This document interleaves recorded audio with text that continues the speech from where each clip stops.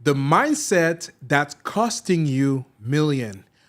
What's going on? What's going on, fam? This is your boy, Storyseller Jet, with another episode of the That's So Fire talk show. And today, I have my friend here all the way from Naples to come here to be dropping some knowledge on the show. Let's go. Dan, how's it going, man? Jet, man, I'm excited to be here, dude. I know we talked before and we had so much good conversation. That alone could have been a podcast. Yeah, it was awesome. Yeah. Great call. Just love everything that you shared Thank on you, man. that pre-show call. And I am super pumped that you are going to share that with Yeah. our audience today. And Let's I think it's go. going to be fire. Yeah, absolutely. So today we are going to be talking about a lot of really cool things. We're going to talk about mindset. We are going to be talking about faith a little bit. We're going to be talking about success in business. So, but more importantly, the whole podcast is going to be focused around mindset. So if you have some limiting beliefs, if you have some mindset issues and mindset things that that is kind of holding you back to release that big plan that God has for you, I would highly encourage you to tune in today. Are you ready? Bro, let's go. Let's go. Let's go, baby. Let's go. So, first question, can you please share a little bit about who Dan is, and then we'll dive into the talk show today. Well, who Dan was a guy who was kind of stuck in a lot of his limiting beliefs. A guy who, at a young age, pretty much did not have a dad. You know, he was in a bad accident. My mom was challenged with a myriad of stuff and was kind of tossed around like used newspaper. I realized this just recently, Jet, that I didn't really understand what love was, which I know sounds weird, but I just had this recollection, understanding of this most recently, and being married and having kids for, all my kids are adults now. Only the last 3 to 5 years have I really understood what this love really is. Now, I'm a believer in Christ. I understand that love, but I maybe didn't know how to express the love because the human love wasn't always shown to me at a young age. So really, it was a guy that kind of had to make it my own way. If anything was going to happen, it was because of me. I burnt out at a very young age doing food service and got into real estate investing because I found that's the way you can make some money. But even through that had its challenges. Oh, yeah. And had some real limiting beliefs that I kind of had to come across or really break through, rewrite, or what I call flip my identity to really step into who I knew I needed to be and God designed me to be. Yeah, absolutely. And I know you have some books that you're working on too, and we'll chat about that later I love it. too. Yeah, That would for be sure. awesome. Yeah. Man, that is incredible. Like what you just shared, it could be a whole masterclass in itself already. Absolutely. Yeah, I'll come back to some of those. Yeah. But one of the very first questions that I typically have for anybody that comes on the show is, what is their origin story? Yeah. Well, for me, I think it was finding my voice. So at a very young age, actually high school, I was a very shy kid. I had a lot of things. I was overweight. Again, I was tossed around a lot, so I was in a lot of different homes. And for whatever reason, because I had to get college credits at that time, I was going to go for additional education, and I had to take an advanced AP high school course, and one was public speaking. Don't ask me why I signed up for that, Jet, but I did, right? Because I had to fill it with something. And the day came where I had to give my speech, and I was sweating bullets. Now, at the time, I was working at a Pizza Hut restaurant, and I would always ham it up with the people after hours, and I would take like a soda pitcher and talk into it. And I sounded like a radio DJ. I'm like, hey, it's Pizza Hut FM, right? So I was just sitting there sweating, and all of a sudden it's like, what if I was up in front of the room and used a soda pitcher and talked? Because that was kind of my crutch to give me the confidence. I'm like, that's absolutely stupid. Stupid enough to work, right? So I asked my boss, hey, can I borrow this, bring it back the next day? Not an issue. So here I come into class, had a backpack, right? And all of a sudden I get up like, Dan Alborn, your turn, shaking and shivering. I walk up to the front of the room, and I pull out of the backpack this soda pitcher, and I already could see people looking at me weird, right? I was kind of the kid that didn't really fit in with anyone, but I wasn't at enemies with anyone. I kind of just faded into the background, right? So I started doing my speech in the soda pitcher, and I did the thing, and I got done, and everyone's like, dude, that was amazing. And people were coming up to me after class, and at that point in time, Jet, I knew I had a voice, right? I realized that I had some type of talent. At that time, it was a pitcher. But I realized that people appreciated me for me. And that was the first time I kind of felt that. And that was really my first foray into teaching, education, speaking, something that I feel is God's gifted me to do today. Yeah, absolutely. You touched on something that is very important. I think we should touch on that a little bit here, which is confidence. Yeah. obviously you decided to do all of that with no confidence, and you were using something else as a crutch to Yes. build your confidence. Yeah. What advice would you give for anybody that feels stuck right now that may need something to build their confidence? What are some of the things that they can do to build their confidence? Well, I think it starts with you have to get comfortable being uncomfortable, Jet. I mean, for me to even think about take a soda pitcher to school and then talk into it like a complete what I thought was maybe a more just absurd thing to do. I thought it was going to be the laughing stock. You have to call your shot. You have to take some risk, right? So there's part of that of just getting uncomfortable, doing something that you've not done before. We all know the definition of insanity, right? Doing the same thing over and over and expecting different results. We all know that. So you have to be willing to do that. And then I would also say is like, just try different things.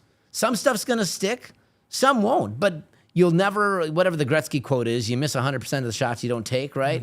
So it's the same idea. Like, take your shot, see what happens, and then get up and try again. I mean, I had nothing to lose at that point in time. Either I was going to get an F, which I think I got like a B- on that speech for whatever reason. I don't remember why exactly. But yeah, so I mean, luckily it worked out for me. But if you know who you are deep inside of you, Jet, I think the thing is you just have to be confident enough to take those small steps. And it's getting 1% better each day. So it's not like you have to make this giant leap and step into something that's great, although that may happen. But quite honestly, it's just taking those small things, and that's how you build on that confidence. It's those small wins, bro, that really help you get to the bigger story. Absolutely. And also, it's funny how sometimes the things that we think that may not amount to anything, the little tiny little things that we were even afraid to do are the things that are going to be setting the stage to what the future is reserved for you, to accomplish. Yeah. So now looking back to that moment, what has that done to your life today?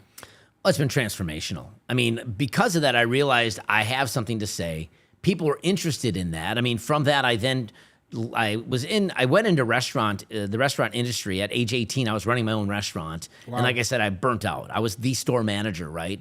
And I just realized working 80 hours a week, doing it all myself, because that was my mantra to this point, because no one was going to help Dan. If it's going to happen, it's because of Dan. But then I realized there's this thing also called collaboration that really comes in handy as you get through life and business.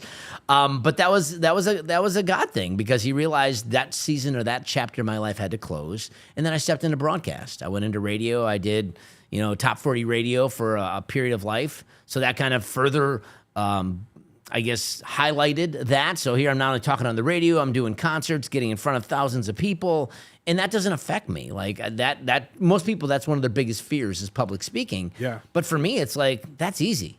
Yeah. Like, it's not a big deal. Yeah.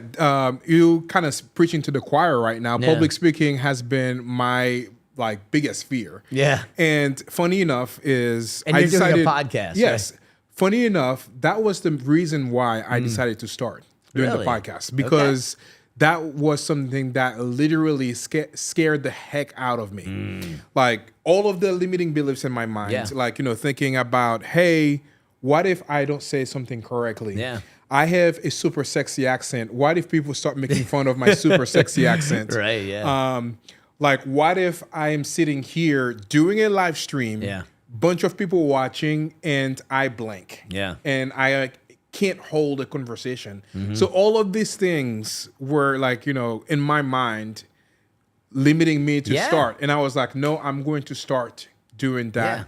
Yeah. And I was in a mastermind, and the very first guest was an attendee of that mastermind. And we were meeting, I feel like it was maybe 45 minutes to 50 minutes away from here. Yeah. So I invited him to come in the podcast. We both drove here 50 minutes, be on the podcast, and that was the very first episode. Wow. And it's been literally one of my very favorite thing to do. Yeah. Is to kind of have conversation with other people and doing all of that. So that one step in the right direction has opened the doors for me to do something that I'm actually really enjoying doing right now. Yeah, and I think that limiting mindset piece is so important, because early on, even at age, I guess I was 16, 17 at that age, that I didn't think people liked me, right? So that kind of broke that stereotype that I had of myself, or that limiting belief, like people didn't care about me, because early on, I felt like no one really wanted me in their life, right?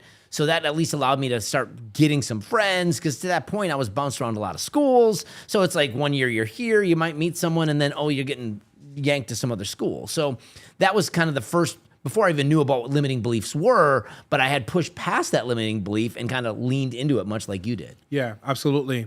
So we talked a little bit about confidence and you using that soda pitcher to like boost your confidence. Yeah. So you did that first speech. It was very successful. People came to you and tell you how great it was. Yeah. But after that, you said that you decided to go and do radio and doing all of these sort of things. What are some of the things that you've done to help you gain that confidence and also gain the skill to be able to become a radio broadcaster or even doing presentations in front of thousands of people? Well, I think it was just the hard work ethic that I had at a very young age, Chet. So, I mean, I was constantly, when I was almost obsessively immersed into the profession. Like, I was constantly listening to my ear checks. I was listening to other professionals. What are they doing? What are they doing to sound a certain way? How can I make this sound better? What type of elements can I have in my show, production elements that can give it that extra little zing zap? What segments can I do? And all at the same time keeping music as the focal point, because this wasn't a full-on talk show. This was like you got 10 seconds, 15 seconds in between songs, because the whole idea with Top 40 radio is you just don't stop the music other than commercials, right? Yeah. So you had to keep it flowing. So you had to kind of think of these things in like 10, 15-second quips that kind of could be educational, entertaining, and kind of a persona, that I gained myself on doing that. But it was just really the hard work and ethic and consistently refining the craft to get better at it. And eventually, at that radio station, I went all the way from being like the night jock, which was kind of entry level, all the way to the morning show, and we beat the top rated morning show in that market, who was like a giant of that time. Like, no one ever thought this guy could be beat in the ratings, and we beat him. So it just goes to show, when you put in the hard work, the ethic, the hard work and the effort, I mean, man, that's just putting that focus towards something. You can reach that goal. Yeah, absolutely. By the way, shout out to Preston Ely right here. Thanks, bro. Like, definitely those glasses are pretty cool. Yeah. Appreciate you, brother. Yeah, peace, cool man. Yeah. It's awesome that you're going to be meeting with Preston this evening as well. Can you share a little bit about what you guys are doing tonight? So Preston's part of my origin story too. Really? Truth be told, yes. So I don't even share this with him. I may have. It's in my book that I wrote. So he was one of the first courses that I bought. I mean, Preston back in day was the guy in real estate wholesaling.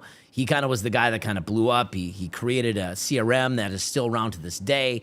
So, I mean, he was the guy who really, there was something about him that I was intrigued with. So he's the one that kind of taught me how to get bandit signs and do my marketing. And I bought into his course at that time, which was Freedom Soft.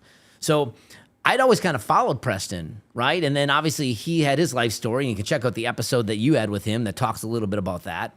And he's coming through a comeback right now. And he's like, hey. Comeback Kings, baby. Comeback Let's Kings, go. baby. Absolutely. And I'm a part of that group too. But I was wanting to make a comeback a little bit myself. Like, I wanted to become a coach, a personal brand. And he's like, hey, man, this is what I do. And I really saw something in Preston, not only as a leader, but I saw his heart softening to God and the leading of God. And he's been a believer forever. But being able to work with Preston over the last year, I've really got to know him on a much personal level, and to see that relationship and like his genuineness of what he's trying to do and build, it's pretty awesome, because right now this thing's about to get just absolutely blow up, quite honestly. Be on the cusp of some good stuff. We have some good guys in this group, some high-level achievers that are really wanting to grow together and doing life together. So it's not your traditional men's group. It's really guys helping each other in the trenches, raising us up when we're winning, but when we're down in the dumps, we're there to encourage each other spiritually and just be there for each other. So absolutely. For any guys watching this right now, if you are in your comeback journey right now, I'll definitely highly encourage you to reach out to Preston Ely, or maybe just Google Comeback Kings as well, so you can get to learn a little bit about who Preston is and what his group is doing as well. Shout out, Preston. Let's go, baby. Yeah, so for somebody that wants to develop that communication skills, whether they want to start a podcast or they want to do public speaking, what are some of, like 0 to 1, what are some of the advice that you would give them to be able to get out there and be able to present on a podcast or a talk show? Yeah, radio? Man, the game's changed so much. When I got started in this, that was like probably golly, 20 years ago, and I went to got to broadcast school and how to pronounce words and enunciate and all that fun stuff, right? Bro, that is so what people don't want today. They want a more raw, real version of people. You know, some of the guys that I even follow on the socials are just being themselves. There's this guy, Ethan Bertrand, and this guy started like, I don't know, for whatever reason, he's connected with me. Just a dude that was 600 pounds, just documenting his journey. So really the biggest thing I'd say, Jed, if you want to be better with communication, is just go out and put yourself out there. And it's scary to put the camera in front of your face, but everyone has the ability to do social media. And just talk about your life journey. Just be honest. And I think if I start doing that, you're going to get more confidence in who you are. And before you know it, you're going to learn a little bit of that craft and what it takes to make that work if you so choose to do that. But then it's just talking to people and having conversation. I think the biggest thing that really can impact not only you and others is make it more about other people. Yeah. You know, find out what's going on in your life. Jeff, what's going on with you? Tell me what's new, what's different. People, one, love to talk about themselves, but they also want to be heard. So if you can be a caring person, ask good questions, be genuinely curious, you're going to develop communication skills that far surpass podcasting, public speaking, whatever. You're going to be able to connect to people on such a deep level that you're going to provide value to them and impact. And I think that alone is really part of who I am, and what I'm really passionate about is impacting and changing lives. And that's part of everything that I do behind the scenes. But I think if you can do those things, that really can be a game changer for you. Absolutely. One of the biggest advice that I received from Myron Golden was the most important skills that you can develop right now is communication. Yeah. And he broke it down into 4 different categories. The first one is communication with God. Yes. The most important, like your daily prayers, like, you know, your time spending and reading the Bible and connecting with God. Second one is communication with others. Basically, doing podcasts, doing public speaking, doing social media content, and doing all of that. The third one is communication with God, communication with yourself. So, like, what's happening between those 2 ears? Like, a lot of us, including me, sometimes, like you can hear it. Like, there's like one angel and one devil on my shoulders, and both of them are just like bickering against each other. So, like, telling myself like things that I should not be telling, like, you know, that I would not like have somebody tell somebody else. So like developing that and changing that. So communication with yourself. And then the fourth one is communication with AI. So obviously the age that we are in right now, the people that are using that technology and communicating well with it are going to be getting better results. Because if you put, you know, crap into ChatGPT or any of those tools, you're going to get crap out. Absolutely. And then I had a conversation with my friend Brian Snyder, and he says you should add a fifth one to that, which is communication with your spouse. Because bro, that's so true. Yeah. Like, even in my world, like, I feel like I'm a really good communicator, and over the last 4 or 5 months, my wife and I have just went on the next level journey. Like, we've leveled up of just having open, honest, raw communication, like sharing stuff, like me personally, because I've always been a clam. Because I've been so hurt in my past. Like, I've not been able to open up. And it's crazy. We've been married, 26 years, I guess, in a few days. Wow. So it's like, it's just now that I'm beginning to open up. But you're right. I feel like I'm great communicating with her, but sometimes the people we love the most are the toughest people to communicate with because they know us are good or bad and are ugly, right? Yeah, for sure. 100%. And I had that heart-to-heart conversation maybe like just 3 days ago when my wife called me out and said, hey, you always leave the most important part of the conversation out, which I feel like I'm doing a great job in kind of communicating with her. But like, she called me out, and obviously the way that I even connect or talk to my brother who's running the show here is different. So like communication with those that are closest to you, I think is very important and really totally different than any of the other types of communication that you might have with other people as well. Yeah, I do think the third thing that Myron was saying was also equally important because we typically don't take the time to get introspective. Yeah. We're so busy dealing with you, dealing with this. We got business, we got life, we got family. But how often do we sit back and reflect, like you said, what's going on between these two earlobes, right? Why do I respond that way? Why is if someone cuts me off in traffic, I drop an F-bomb? Yeah. Like there's reasons behind that. And sometimes you have to get to the source of it because that's all stuff you can change who you are. Yeah. So if you really take the time and the effort to pour into yourself that way, that's where you can see really things move mountains in your life. Yeah, absolutely. Now, going back to your radio days, Yeah. what was the biggest lesson that you've learned throughout that journey? The biggest lesson that I learned that it's not about Dan. So back then I had an honor name. It was Haji. I lived behind this persona, right? I was kind of this crazy wild guy. I started as a stunt boy, got arrested at a school. We don't have time for the full story. I got it in my book. So if you get that, you can read it. But I guess what I realized is it was all about me. Mm-hmm. It's really about me. And Jet, when I left radio, it was a different time period for me, really refocused my life to spiritual things. And I kind of took a back seat. I stepped away from being a public speaker. I stepped away from it's being about me and me being out there because the focus was toward me. So as I've kind of reclaimed that identity piece of me that I knew God designed me to be, I changed from a different angle. Instead of it being Dan forward, it's God first. It's like, Lord, how can you use me? I guess the easiest way that I put it, bro, is I am this empty vessel that God's created. And although I fill it sometimes with some of my personal garbage and baggage and maybe my own personal desires and wants, I need to be humble enough to be like, all right, Lord, I'm empty. Use me, pour me out, use this vessel for your honor and glory.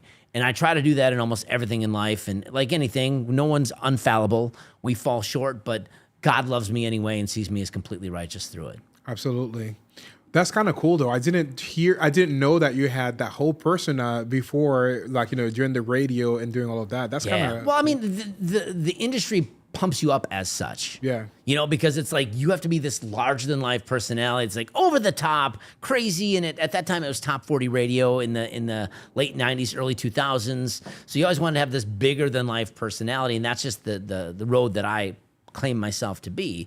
So I was trying to live this life, and it almost was a crash and burn because I almost lost my wife over it, right? Wow. I started going down this path, looking at the grass greener on the other side.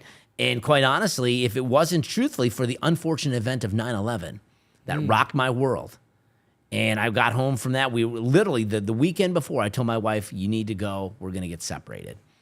And then that event happened. I was literally the morning show DJ the day that the planes went into the Twin Towers. And everyone's world that was alive during then were rocked. And we were all glued to the television. And God grabbed a hold of me fiercely and said, Dan, you're throwing away something. Don't do it. So I called my wife and said, hey, here's the deal. Let's make this work. And it was a reclamation process. But my wife has completely forgiven me for my transgressions at that point in time. We have an unbelievably strong relationship.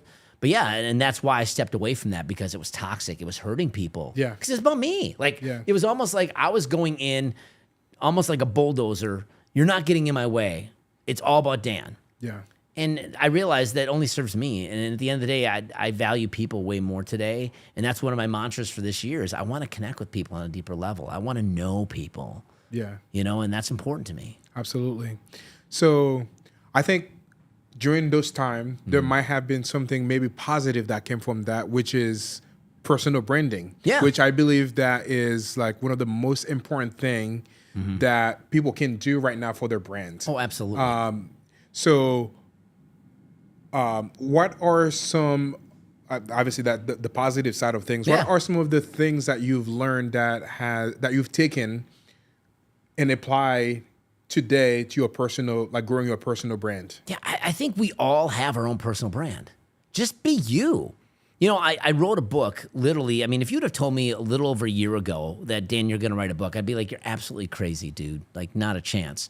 But God's like, you're going to write a book. So I literally took on this journey and hammered this thing out in like 2.5 months of just nonstop, like constantly. Like, my wife thought I was crazy. Like, I went from like not wanting to write a book to like putting my thoughts on paper. And next thing you know, I'm just spending hours and hours till 10, 11 o'clock at night, writing, 5 revisions. Again, it's not perfect, but it's my story. And what I found is that we each have our own story. And there's an element of ourselves that we can share with others that can impact other people. My story, I've shared some of them today. Jet, you have your story. If you're watching this podcast or listening to this, you have something to share that could be valuable to someone. It's taking the time we talked before, getting real and honest with yourself. And I think humbly coming to God and be like, Lord, how can you use me? How can I impact people? And maybe it isn't necessarily having a podcast and doing that, but you can still have a personal brand where you ultimately can be in front of people and help and impact people that way too. You know what I'm saying? Yeah. So I think it's really getting to know who you are, what value you can provide, and how can you help others. So if you can see what skills, gifts, talents God's given you, he's given us all some, and then just helping other people. That's what talents and gifts are for, to help others, not for ourselves. Yeah, I just love what you just shared so much because it's so important. And I feel like this is probably one of the biggest mistake that people make when they're thinking about building their personal brand on social media and growing their business that way. Is they focus on a lot of like, hey, putting themselves on the pedestal. I'm the guru. I'm the man. Yeah. I'm the top dog. Yeah. Come to me and I'm gonna help you. Instead of like, flipping that on its head. Hey, I have an amazing story. I have a journey. I've been through where you are. Let me show you the way. Instead of like, thinking about the guru way, take the approach of being the guide for those people. Well, I was going to say why that's important is people trust. I mean, if you have a good story, people are going to trust that. That's how you build a brand. If you think of anything that you follow or you enjoy, it's because it provides something for you more than just the end result. Why do you choose Coke over Pepsi? Because there's something emotionally you attracts it to that beverage, right? Or whatever personal thing, whatever item of clothing you wear that you really like, or the car that you drive, it gives you an emotional experience. Stories tie into people. Yeah. We love a good story. Right? That's why movies sell, good movies sell, right? So if you can just tell your story in a way that's impactful and can ultimately help others, I think that's where it comes from, Jet. Yeah. And then from there, you're going to figure out how you could either monetize it or how you can just add value to people's lives. If you serve first, the rest follows. Yeah, and that's another big lesson I learned from Myron.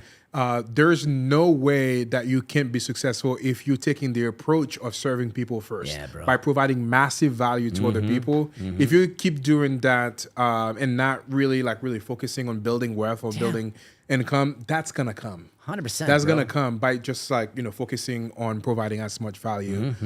Going back to the storytelling and all of that is, don't focus on just sharing tips or sharing like business lessons and stuff like that.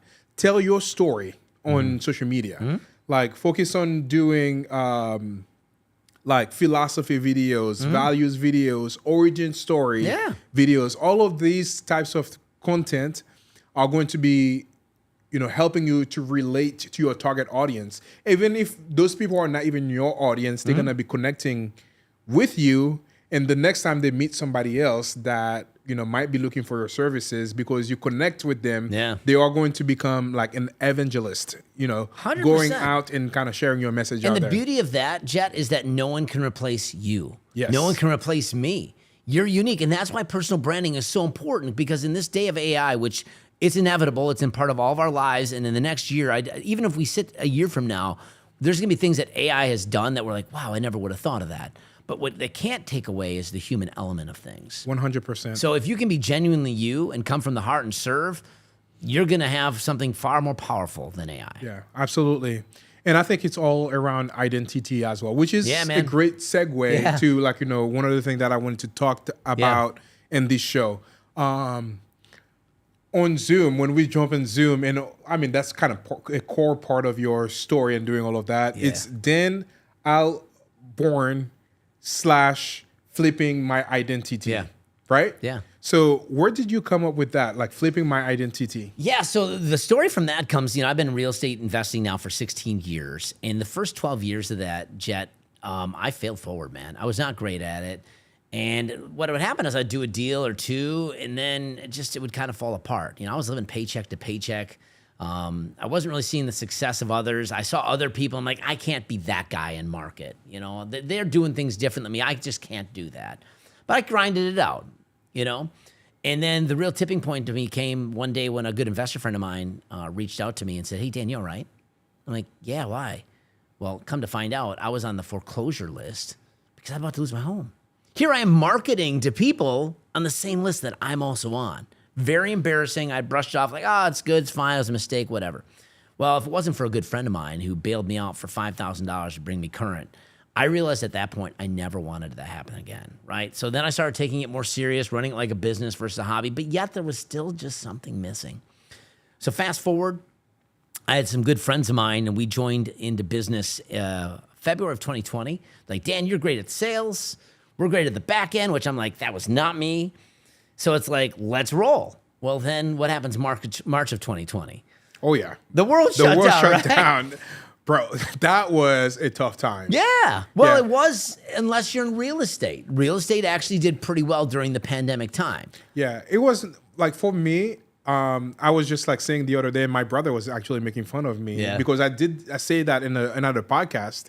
I started getting PTSD from watching kids show, like on Prime. Yeah. Because during that time I was working at home, and all of my kids. My wife is in the healthcare industry. A physician. Sure. Yeah. So she had to go to work. Yeah. So I was like watching my kid at that time while trying to work. And sometimes I would put like, those shows on TV, like Prime shows, like, Yep. And every single time some of those come on Today. and it takes, today, it takes me back Right. to, those like time. Yeah. Like, it was like crazy. Yeah. So anyways, we had a pivotal point. It's like, all right, we're in a month. What do we want to do? We're like, well, we've only been in for a month. Let's see what happens. And of course, the next 2-3 years were great. We're doing deals. We're building a small team. We felt like we were really getting traction. Well, fast forward to 2023, they came back from a mastermind, and they had said, Dan, we really love working with you. We just don't want to be in business with you anymore. And that hit me like a ton of bricks, Jed. Yeah. Because the reality is they had all these other endeavors. They were lending private money. They did some commercial real estate. This was my meal ticket. And at that point in time, I thought maybe I should call it quits. But where this all stemmed from, a good buddy of mine had given me an invitation to go to Tony Robbins' Unleash the Power Within. It was virtual. And this was literally the same month that this happened. So I went through that, and that was transformational. Because what I realized during this 4-day, I don't know how many hours, it's crazy. It didn't seem that long. I realized I had some limiting beliefs. My limiting beliefs were I wasn't worthy. I had a really negative view of wealth, which prevented me from stepping through into things. And then I also realized that perhaps I wasn't a good father or husband, right? So I had some really self-limiting beliefs. I didn't think I was healthy. So I rewrote those beliefs through Tony and then just going through this journey that I deserve wealth and I'm a good steward, right? I am a successful real estate investor. My kids love me and I'm a good father. I'm going to make healthy decisions and be an epitome of good health, right? So these are statements that I rewrote and then literally took massive imperfect action and catapulted from doing 1 to 2 deals a month to doing $500,000 in 8 months. So I rebranded this business in 30 days, started from pretty much scratch, and then just kicked it off and did it. It's because of those limiting beliefs. And those are the limiting beliefs that if you have, is what's stopping you from really stepping into who you want to be. And that is really what I teach in my course. Because truth be told, I don't have any fancy CRM or marketing system. Like a lot of the things that I teach are just common real estate principles. But what I also realize is that 83% of people who get into real estate never do a deal. And you want to know why, Jet? Why? It's because of the limiting beliefs. Yeah. So what I teach is, yes, I give you all the tools, things I do in my business that are successful. I open up my business, show you how to do it, follow the steps. But also let's work on your mind. Through that journey, it's an 8-week course. And it's the fundamental piece of why I'm having a lot of success with some of my students right now. Yeah. I think I don't want to gloss over this specifically, but how did you go from one deal a month to making $500,000 in 8 months? A lot of grit, a lot of determination. And I think the imperfect action was huge. I think also getting a mentor. Because at that point in time, I just realized I needed to bite the bullet. And it was probably a God thing at that point in time. I signed to get in someone's funnel for $49. The next thing you know, someone's like, hey, we can take your business to the next level. And what I did is I was very intentional with that mentorship. Like I listened to what I need to do. I listened and implemented the things they told me to do. And then as it didn't work, we tweaked and made changes, and I started tracking things that I never done before. Lo and behold, if you track something, you can actually see progress, right? Interesting. So those three things alone, from the imperfect action, the mentorship, and tracking, what allowed me to scale, right? And then eventually I brought on a small team, and I have a lot of those people like day one that are still with me today that are in my business. Yeah, that's incredible. What is the biggest advice that you would give to someone around getting the right mentor? I think there's got to be a personal connection. There's different men and women for different men and women, different strokes for different folks. So you have to find someone who actually understands you. Some people like to be coached and mentored, like, you need to hold me accountable, and then there's a penalty, right? But some people like maybe a little bit of a different approach. So you have to find out what one's going to drive you. You don't want someone being your cheerleader, never pushing you, right? That's what a good coach and mentor should do. They should open your eyes to see what's possible, right?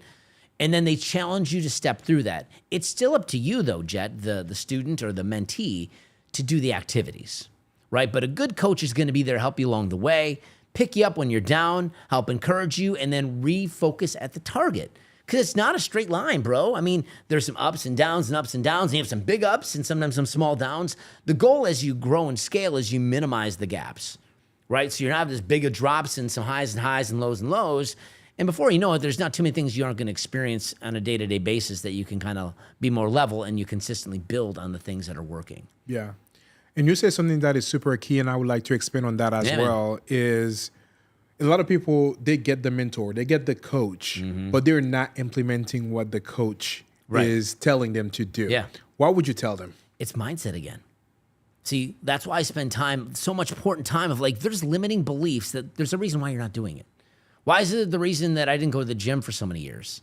Because I didn't think like I could. But I had to realize I had to create new patterns. I had to create new habits. I had to tell myself that like, I am worthy enough to be healthy. I didn't want to be sick and ill and things anymore. So I made changes.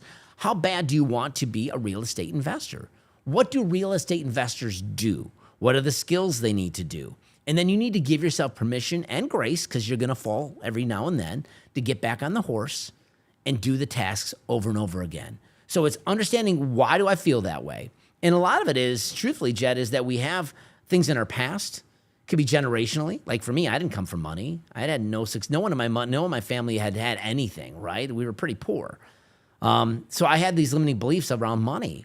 So that was preventing me from early on doing the things necessary to step past the hard. I would get adversity and shut down, right? And that's what happens to a lot of people. Like, oh, I guess this just isn't me.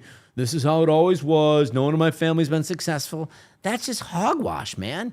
The beautiful thing is your brain is like a piece of plastic. And there's these neural pathways that go back and forth. And there's rutty roads that are kind of initially paved with our past and our history. You can literally retrain your brain with a super highway of concrete and become this new version of yourselves. But it starts with the origin of where that comes from, recognizing that, replacing that, and then reinforcing it, which is the 3 R's of what I talk about in my Flipping My Identity program. Yeah. Can we talk about those 3 R's? Yeah, man. Yeah, absolutely. So it starts with getting real with yourself. We talked about this before of like, are you actually getting quiet to understand, why do I respond that way? Why do I shut down? If someone says something to me, why do I get upset? You have to really get real with yourself. And it could be there was a childhood moment, a traumatic event that you had. It could be just your generational lineage. Your parents were always that way, so that's the way you are. You can live that dream or lie what it is, or you can rewrite that and rewrite yourself a new story.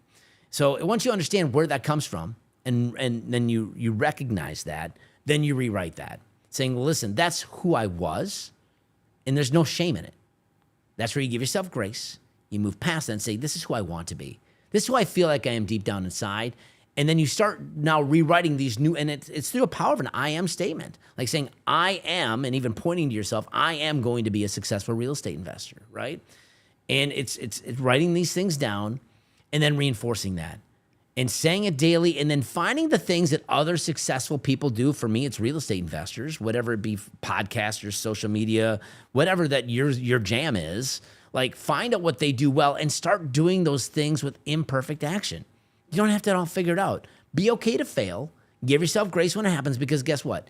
You are fill in the blank. That's your I am statement. Your I am statement before is like, I'm not good enough, or I can't be successful. you basically have to destroy that. You reinforce that, and then basically you live from that every day. Yeah. Can you list those 3 R's for me one Yeah, more time the first for is going to anybody? be recognize. Recognize the base of the problem, right? And then you rewrite. So you're going to rewrite new identity statements that's going to rewire the neural pathways in your brain. And much like going to the gym, you don't show up one day and have muscles and be lean. You got to go daily, right? And really put in the work. So you're going to reinforce this by now reading things. What do other successful people read? What do they do with their spare time? Who do they surround themselves with, Jed? Yeah. Get around a room of people who you want to be. That's how you rewire your brain. It's not just a lot of foo-foo and I am statements and like just self-proclamation. It's like doing the things in addition to that, but it starts at the core of recognizing the base of where it comes from, giving yourself grace to say that was my past. This is who I'm going to be from this day forward and stepping into that. Boom. I love it. How do you get rid of the self-limiting belief around building wealth? For me, I had a splat. You know, I was just sick and tired. When my partners at that time came to me and said, Dan, we don't want to be in business anymore, my mind immediately went back to losing my house. That was the first thing that I thought. I'm like, I'm going to lose everything. Oh, woe is me. See, I knew I couldn't do, so all those things came. So what I realized is I was just sick and tired of doing that. The same thing with my health. I mean, at my heaviest, I was like 260 pounds, a shell of, maybe 2 times what I was before. And I was just sick and tired of being overweight. I was sick and tired of having no energy. I'm getting not any younger. So I literally took the things necessary to no longer be that person. So I went back to the origin of who I was and realized, listen, I don't want this in my life anymore. And I had to start doing different patterns, different things. It's breaking the cycle of where you came from. I was actually just listening to something from Dr. Joe Dispenza, and he just gave this fact. By the age of 35, about 98% of our patterns in life have already been pre-programmed. So you pretty much go through life on autopilot. Wow. So if you think about that, you need to break who you were to become who you want to be. Mm-hmm. And that just starts with self-recognition of that, right? And then doing the things necessary to change that. And that's how you rewire your brain.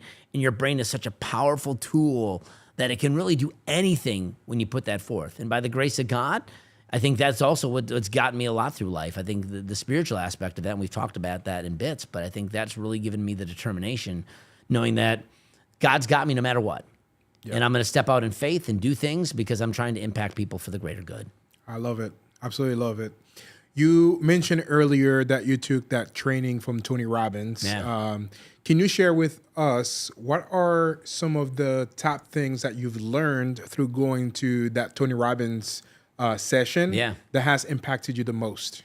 I think state. Tony, one of the core things he talks about is state. It's a triangle. So there's really 3 ways of state. If you're not in peak state, you're never going to be able to get things done. Why is it at certain times? I mean, we've all been in flow before, right? I mean, you've done some work and all of a sudden you're just dialed in, Jed. Has there been a time where you just feel like you're locked in? It's like, bro, in that last hour, I tore through whatever that was. And normally you were thinking this was going to take you 3 hours, right? Because you were in state. So Tony talks about the 3 main things. There's the physiology. If you're always walking around kind of draped like this and down and ER, oh, woe is me. You got to change your physiology. Right? So to be in peak state, you may have to get up. Maybe you're doing some jumping jacks. Tony does this exercise where you kind of get your superhero pose, right? And you look like that. Then it's also the words that you're telling yourself. That's a part of what I teach a little bit about. What are the words, the stories you're telling yourself? You need to rewrite those. And the beautiful thing is you can create a new chapter, right? And then the last thing is the focus. What are you focusing on? Another interesting Joe Dispenza thing that he talked about is like 80% of what we think about is from the day before. So we're focusing on negative things and past things. So when we focus on positive things, we're putting the right words forward and our physiology is locked in. Bro, that's when you get into peak state. And Tony teaches how to do that instantly. So if you feel like your state is down or you're just like, who's had that moment where you say, I just don't have it today? Yeah. Right? There's an opportunity where you can flip that on a dime, bro, and be like, I'm ready to go today. And it's all of those things tied into one that when you can really understand state and master state, that's when you can really unleash the best version of yourself. So that's one of the core concepts that Tony talked about. Yeah, absolutely. That was really good. Yeah. Thank you for sharing Yeah. that. So I guess to expand on that, if you had to go from 0 Yeah. to 1, Yeah. because I think a lot of people make the mistake to try to go to 100 too fast. For sure. If you had to go from 0 to 1 to flip that identity for the better, Yeah. what should someone do to be able to do that? Well, I think it starts with just getting real with yourself, man. You just got to get quiet. You got to do a pattern interrupt. We just talked about we're at autopilot. 98% of our life is already running on automatic, right? So you have to do something different. So maybe it's like, you know what? Today I'm going to, instead of doing X, instead of doom scrolling for the next 3 hours, I'm going to go to a coffee shop, someplace I've never been before. Change your environment, change your physiology, right? Get into peak state. Start thinking about gratitude. That's where you start. That's huge. What are you grateful for? Yeah. Bro, I don't care. I got people on my team that live in Nigeria. I got people that live in my team that live in Kenya. I mean, international team, right? And whether you live in a third world country or you live in the United States of America, man, when I've traveled abroad, I've seen people in the poorest of poorest conditions, and they are happier than anyone who's got millions of dollars in the U.S. So we have so much to be grateful for, no matter what in life. And when you're grateful, it's hard to be in a bad mood, right? So if you can take some time, interrupt the pattern, right? Get real with yourself, take self-inventory of like, who you really want to be? What's holding you back? And then get grateful, and you get yourself into that peak state we talked about. Now your brain can start putting things together. Your brain's a powerful tool. You can start thinking open of like, what are the options? What are the opportunities before me? And that's where just some of the genius comes in. Now you start getting a little bit confident. Oh, what if I did that? Most people spend more time planning a vacation than they do their own life, Yeah. right? So if you actually took the time to do this, an hour maybe at most, you're going to get the gears spinning. And now it's like, okay, what's the next step? Don't walk away from that personal meeting with yourself and do nothing. Yeah. What's the next thing? And then hold yourself accountable to that. Or find a mentor or a person or a friend that's going to hold you to the coals. Be like, all right, bro, you said you're going to do this. What's up? Right? And then it's 1% better every day. You're right. To go from 1 to 100, everyone wants the easy button, right? Stuff doesn't happen. I mean, with Instacart and Amazon and 3-second swipes on social, we want those dopamine hits. We want things now. This is a long process. So when you honestly do that, Chet, you're going to see, and you build on those successes. And before you know it, it may go from 1 to 2 to 3 to 5 to 10 to 20. And boom, you might just take off. Yeah. It's like the domino effect. Yeah, bro. Like exponentially almost. Exponentially, yeah, because when you start doing that, it takes a lot of work. One of my favorite books, I'm going to take one step back. One of my favorite book is The Power of One. That was one. And then the other one is Essentialism. And I think it was the Essentialism book. They had a illustration in there about the domino effect. So the very first domino is the hardest one to fall down. That's all the stuff that you're trying to do every day, working at it, like, the small little habits that you are doing to try to get that first domino to fall. But once that first domino fall, it can knock out a domino twice its size. Yeah. So I think by the 57th domino, you can topple something over the height of Mount Everest. That's crazy, yeah. Which is crazy. Like, but you have to be consistent in doing all of that day after day to make sure that first domino fall, which is going to create that train reaction. So now things are going to be falling into place and falling one after another until you reach that massive goal that you set yourself to. Absolutely. And the workout analogy, I think, is the easiest because everyone can relate to it. That first day at the gym, when you're done, man, you're dead dog tired, your muscles are really sore. But fast forward now 2 weeks into the gym, a month into the gym, you start seeing yourself lean out a little bit. You like the way you look in the mirror. You notice clothes fit a little bit better. But it took some time, right? But that first day is always the toughest. And it's the same thing with tasks in your life. If you have a tough task to do, one of my mantras is like, eat the frog, man. Do the tough thing first. Because one, it's never as bad as you ever thought it was going to be. And more times than not, the outcome actually is better than you expected. And then once that's done, it's like, the rest of the day's cake. Yeah, absolutely. Absolutely. We just talked about something important, and I think I Yeah. would like to ask you about Sure. that specifically. It's around habit. What are some of the habits that you have done, or that what are some of your daily things that you do to ensure that you're successful? What are some of your daily habits? Yeah. So my daily habits, I think the biggest thing, if you're not living by a calendar today, you're doing yourself a disservice. You can't go through life just winging it. I mean, I'm all about spontaneity and doing some fun things on the moment's notice. But I think for the most part to be successful in life, so my day starts like I'm up by about 5:30, usually without an alarm, but I set one just in case. I usually hit the gym 3 days a week, and I hit it hard for about an hour. I come back from that gym, make myself a little breakfast, which is pretty boring, but it's usually oatmeal and like protein powder. And then I spend some time. I have some quiet time with God. And it's nothing crazy, nothing super organized. I just go, and right now my biggest thing is I've been going through different books in the Bible, and I get to the point where I just stop and just chew on it. Like I could be sometimes 3 verses in. I'm like, well, wait a second, what is that saying? So I'll do some research. I'll look this up. I'll look at that. I'll use ChatGPT to be like, hey, what does this mean? Leverage tools using AI, right? And then it's like, oh, wow, God. And that's how he speaks to me. God speaks to me through his word, through life experiences, through people, right? God speaks in a lot of different ways, but that's how he speaks to me. And once that's done, that's maybe from 30 to 40 minutes. I get going on my day. I'm in office by probably 8:30-ish, usually most days. And I work, from like 8 to 5, 8 to 6 most days. Wednesday's kind of my creative day where I try to leave more openness so I can do things like this or just create social media or just allow myself. One thing I learned recently about myself is I have to do something creative every day. Otherwise, I get burnt out because the grind of just business sucks, right? So I got to find myself doing something creative, whether it be creating something socially, just artistically doing something, and that feeds my inner man, right? It feeds me. So I think that the habits are important, that you have to create these habits, and if you don't have them today, it's a pattern interrupt. I mean, me moving to Florida literally over a year ago was a huge pattern interrupt because I had the way that I did things when I lived back in Wisconsin. And now I come to a place that it's a brand new area. It's an hour time difference. I don't know a lot of people. The business was the same because I had that still going for me. It wasn't a brand new business, but everything else was different. So what I was able to do is then create new patterns that served me and the outcomes that I was able to do. And it's all on my calendar, bro. And I'll say it like this. If it's not on my calendar, it's just not going to happen, bro. Yeah. And I kind of noticed that too because last week when we talked about it, and you said, it's like, yeah, bro, we need to schedule it for next week because I have like specific, things that I need to do.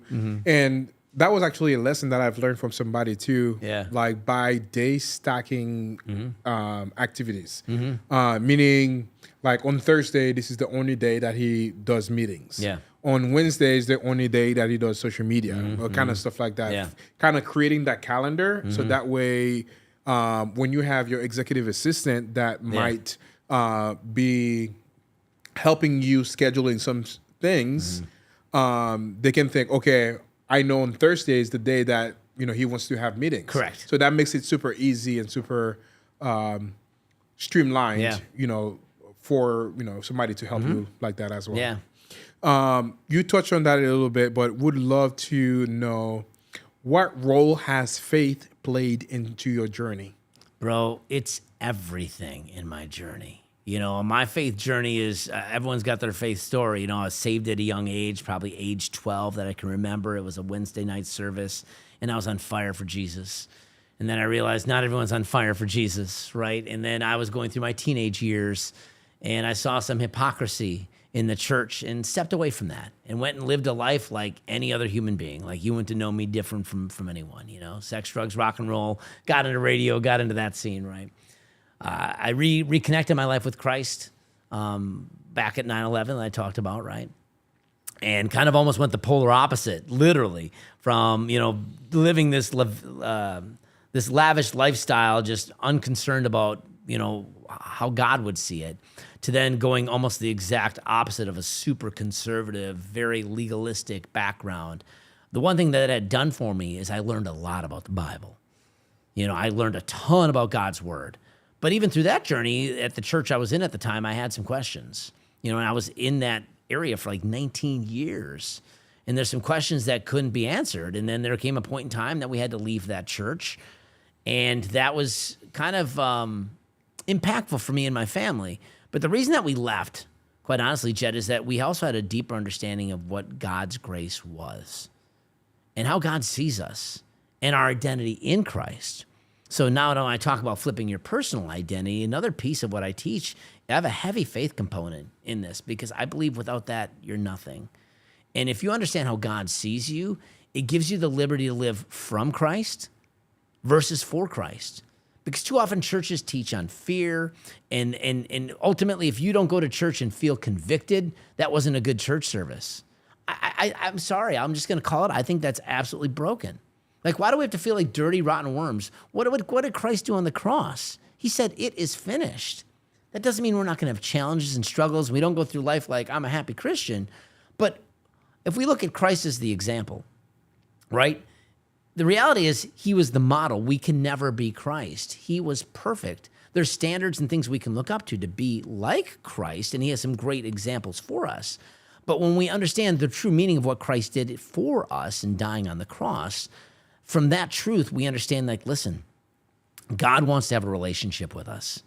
The Old Testament was one built on laws, rules, regulations. Christ fulfilled that with his shed blood on the cross because man couldn't uphold all the covenants in the past. Every time man failed. So Jesus had to come to be that perfect propitiation for our sins. Yeah. And now God sees us as completely righteous and filled. There's a verse I can't remember the I think it's in Philippians, but basically talking about that the fullness of the Lord dwells within us. Not 5, not 10, not 15%. Yet 100% of God is within you and me right now, bro. If you truly believe that, I mean, I'm telling you, everybody listening, that if you truly believe that the fullness of God resides in you, bro, that's incredible. Every time I say that, I don't know about you, I get goosebumps right now just telling you that. So when I understand that, God sees me, whether I got mad and flipped someone off in traffic, or I perhaps went to a bad website that I shouldn't have went to, or whatever the case, whatever struggle we have, we all have sin, right? That's not our story. Christ paid for it all. And once we understand that God loves us through that, the crazy thing is we don't feel like we have to do more. We live from Christ. So our behaviors change from that truth versus like, I got to change all my behaviors to get God right with me. No, bro, you're right with God. Live from that. Understand that. That's the identity piece that all the other church experience I've had to this point were teaching me. Like, you got to do more, be more, get your life right with God. You've turned your back on God. No, we can quench the spirit. We can limit its effectiveness in our life. It never leaves. Yeah. It's always with us. Absolutely. So once I understood that truth and it opened up my eyes, bro, it really impacted the way I see life and the way I live. And truth be told, my life's changed for the better. I'm sinning less. I know it's crazy, but I'm living more for God, feeling like, because you're never going to live up to that standard that is Jesus, right? Absolutely. Man, that was so good. Now that we are nearing the end of the talk show, it's been a fantastic talk show. I love it. It's been almost an hour, and we typically go for an hour. But for sure. I have a few more questions for you. Before I jump into like the 5 questions that I always ask. We didn't talk much about your real estate business. Funny these conversations go that way. Go ahead, for sure. Yeah. But you are here in Florida, and your business is still in Wisconsin. Yeah. What is the biggest advice that you would give to anybody that wants to run a real estate business remote? I think you had to be intentional. So, I mean, this is the 3rd iteration of my real estate business. And when I redid it this time, I knew that at some point in time, I just wanted to have the quality of life.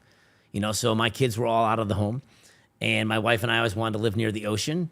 And I had a good buddy of mine that lived in Naples. And, we came down here and we fell in love with Florida. I mean, it's beautiful down here, right? The year before, I was in a Wisconsin winter. My face hurt going out to my car. I'm like, bro, I'm done with this, right? So what I was very intentional that I was able to figure out that, hey, I can still buy properties in an area that I'm familiar with. And then it's systems and people that I'm leveraging. So I'm not walking into homes. I got a service that'll go do that for me, or I have local contractors that they know what I'm looking for. I give them a scope of work. They present it to me, and based upon that information, I can ascertain whether or not this is a deal or not, right? So really what I did is for a guy that used to be belly to belly, and go meet the sellers at the home thinking I could never do this, a limiting belief. I broke that and now created a business model that is far more scalable than going belly to belly. Yeah. So I think what I did, I was intentional. I had systems, processes, and people that really helped align with where I wanted to go. And it was a business that was serving me, right? But also it served other people, right? I'm serving a need for a niche in the industry, but also I wanted it to serve me. So I was very intentional with building that out. Yeah, absolutely. That was great. So the whole talk show is mostly the mindset that costing you millions. Yeah. What is the mindset that is costing most people out there millions? Because it prevents you from doing the things you know you need to do. I mean, we're a procrastination nation. You know, we'll sit on the sidelines and feel like, oh, I'll do that tomorrow. Or that's just Jet. You know, and you got a great origin story too, man, of where you come from to where you are today. Yep. Right? But, oh, that's Jet. That's not me. Well, you can be Jet. You can be Dan. You just have to have faith and step into those things. And when you have those limiting beliefs, bro, you don't do the things necessary that you need to do to be successful. I love reading stories about entrepreneurs. They all got stories similar to yours and mine. They didn't just wake up one day and become Elon Musk, right? Although he's an enigma in his own right. And his story is pretty intriguing if you haven't read that. But they all have had their challenges. They've had their struggles. How did they overcome them? And when you read those stories, it gives you confidence to be like, hey, they came from nothing. What's any different from them? We all put our clothes on the same way each and every day. It's just that they took some calculated risks. Sometimes they were some big risks, but they called their shot. We talked about that earlier. They called their shot and took forward. And then when it didn't work, they were passionate enough of what they were trying to accomplish that they didn't let the small bumps in the road deter them. They renamed at the target and went at it again. Or maybe they went a different direction. But what you find when you start doing these things, Jet, you start redefining yourself. You start creating the identity that who you need to be. But it's those limiting beliefs that stop people dead in their tracks to get to them where they need to be. So you have to understand what they are and almost destroy them. Yeah, absolutely. So if you had to go back to day one and tell yourself a piece of advice, what would that be? I think the biggest thing is just keep taking imperfect action. You know, I think early on that was my biggest fear. I would get so close. I would even get a deal. Like, you know, I'd get $5,000-$10,000 and woohoo, this is great. And then I would just stop. Like, keep the pressure on, keep moving towards the goal. And I think once you understand what you know and you're passionate about, and then you can lean into that. And what we've talked about earlier is if you can find something that can serve other people, now you're compounding those things that's almost guaranteeing you success. Absolutely. If you had to go back to that day one again and told yourself to do something differently, what would that be? What is one thing that you would have done differently? I wish I would have gotten a mentor sooner, truthfully. I mean, because I failed for 12 years, grinding it out, thinking I can do this, I don't need that. But reality, I paid one way or another. Either I pay for the mentor or I pay the hard lesson of failure, right? Both are good.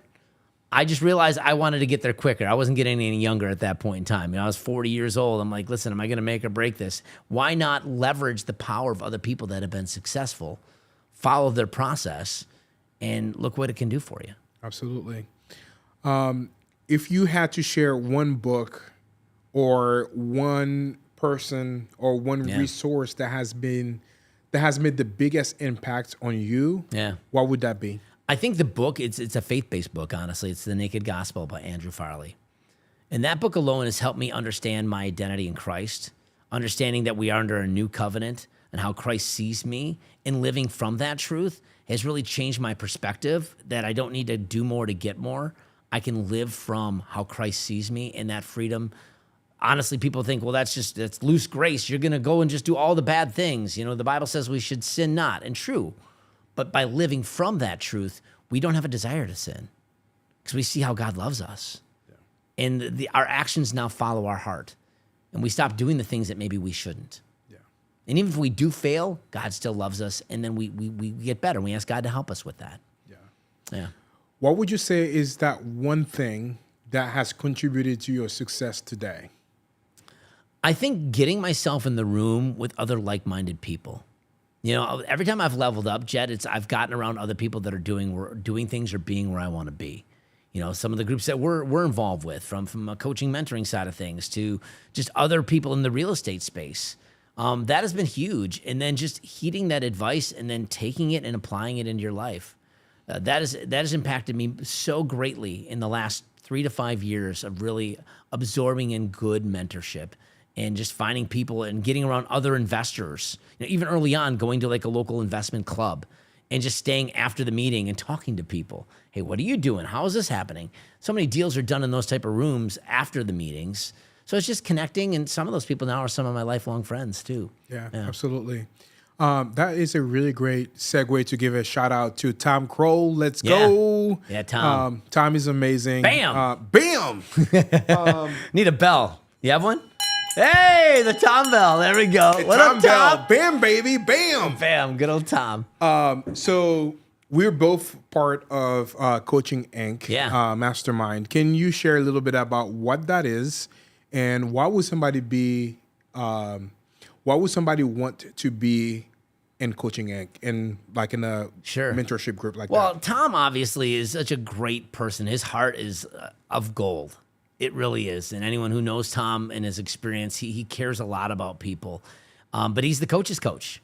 He's extremely successful in the real estate space, and that's how I knew Tom. And he's like, well, listen, I want to help people become coaches and be successful in this business. And Tom has a very succinct process that he talks about, like how you can grow your coaching brand, right? So Tom's system is easy to use, easy to implement, and then there's the community. And I think that's the biggest thing of this, Jet, and we didn't talk too much about community, a little bit, but I think being around those people that are also going through a similar journey and having people that are maybe a little bit higher on the pecking order and that you can use to leverage and understand, well, what are some of the learning curves that you had, or how do you do this, to people that are exactly where you're at. So you have some colleagues, some brothers in arms, right, that you're getting after together. And then maybe here's the beauty of this community is that there might be people under where you were that now you can serve and impact, right? And Tom does it. And what I love about Tom is he just makes it simple. I think Tom's saying is easy peasy lemon squeezy, right? Yep. I think he owns that domain, honestly. He does. He does. It's funny that when you come here earlier, you said easy peasy, and the first thing that came to mind was Tom saying easy peasy lemon squeezy. Yeah, for sure. But I think that with Tom, he really breaks it down to the most simplest forms, and it's just taking the action. Yeah. And it's like with anything, it's just take this step today, do this thing. All right, get in this group, do these things, position yourself that way. It can be overwhelming if you look at it as a whole, but when you take it step by step and walk through the process, I mean, as long as you do the things, you're going to be destined for success. Absolutely. And he hosts so I know you haven't been to one yet, but I've been to 2 of them. One of them was in Orlando at the inaugural meeting for Coaching Inc. And the next one was in Nashville. Both of them were super fantastic. Was able to meet some really great people there and learn a ton. He put some amazing people on stage that, as you said, the people that you would learn from, that Kim did some presentations, some fantastic presentation from those events. So if you are a coach and looking for a community, I would highly recommend Coaching Inc. 100%. And it's been incredible to be part of it. I love their calls every Tuesday. And they started doing those Thursday call too, when they have a panel where people can ask questions. That's been powerful. And learning as well. I missed the one for today. The coaching call for today, but because I was busy doing other things. But they got on replay and stuff like that. So if you miss one, it's not that big of a deal. Yeah, for sure. Yeah, definitely would highly recommend you to reach out to Tom Kroll.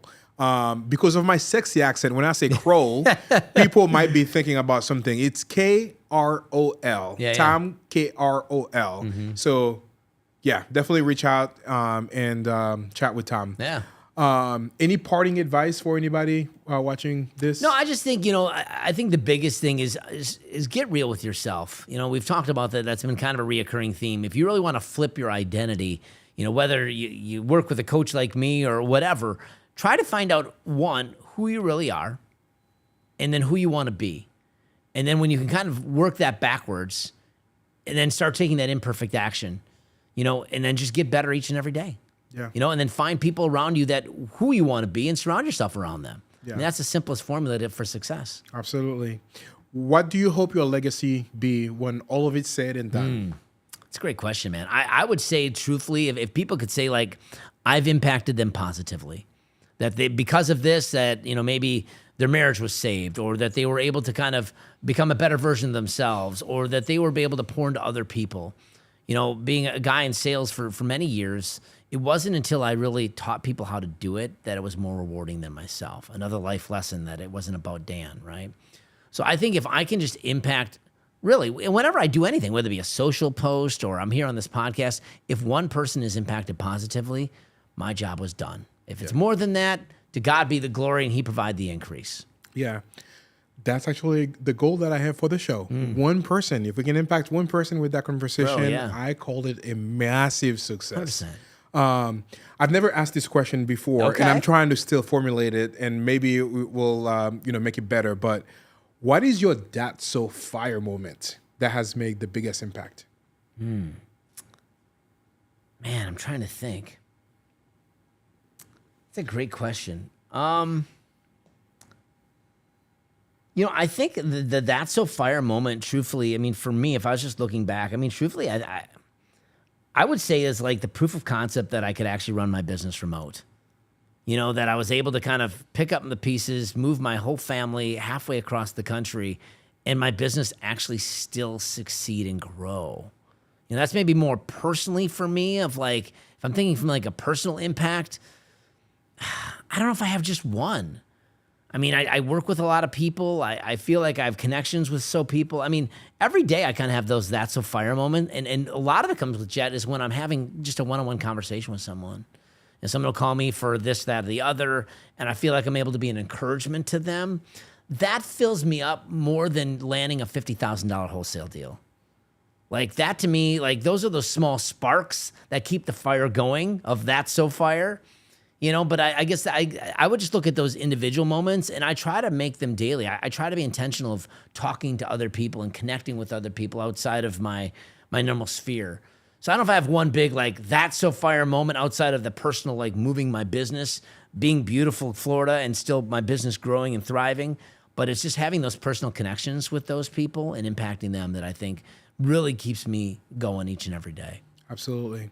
For anybody watching this that may want to get a hold of you, Yeah. maybe to learn more about your coaching business, Yeah.